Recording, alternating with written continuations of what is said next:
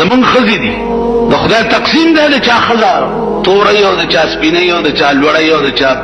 پښتای غوندي او د چا سبلای د چا سبل نو تازه چې واده شي نو هر ورځ نوې جوړه بدلولو نوې رنگ جوړولو خال مال لګولو شونډې سره کول چې اوس به پتی خان راځي چې زه ورته لږه ښایسته یم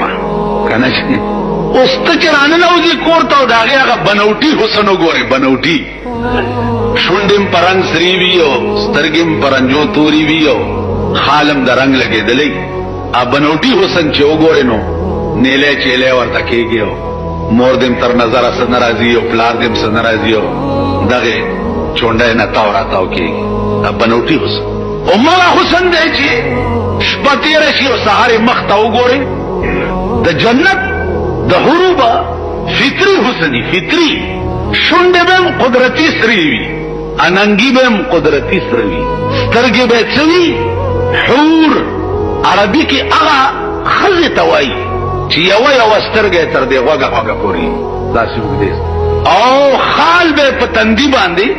د جنت د حورو د دواړو سترګو په منځ کې لا اله الا الله محمد رسول الله دا به خال لګېدلی او بیا به ښایسته څومره وي نو الله دې د خپل محبوب په خاطر مونږ ورولي هغه ځای ته نو بیا به وګوره صلی الله علیه وسلم په دور کې چې دا د جنت ښځې چې دي دا به تورې وي او که زیړې به وي او که مندرۍ به وي او که لوړې به وي او که څنګه به وي پیغمبره دوی ته ووایه چې د جنت حورې به په رنګ او په صفایۍ کې د یاقوت او د مرجانو غوندې وي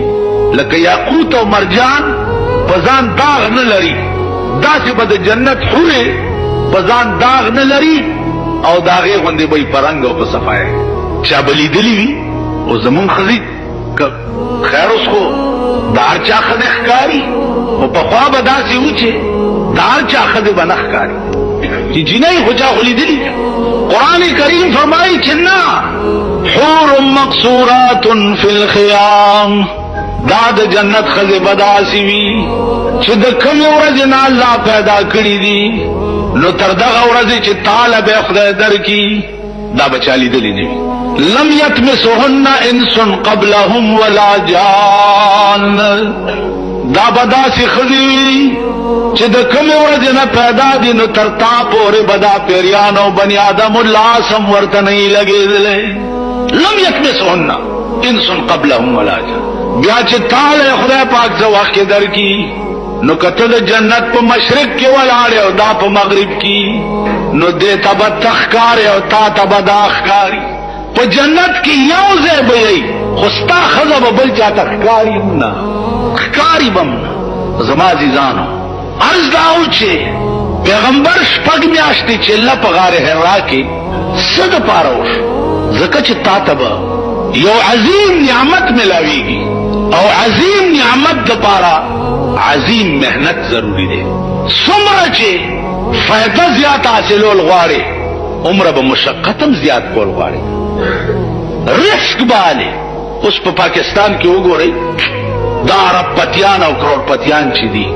دوی رزق اغستی دی ځکه چې نن سبا خو د پوډرو نه سوا لوی دولت په بل شي کې نه راځي پوډر به خرڅې یا به چرس خرڅې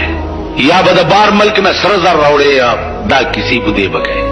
نو رزق به حالې 50 لاکھ 80 لاکھ کروڑ مال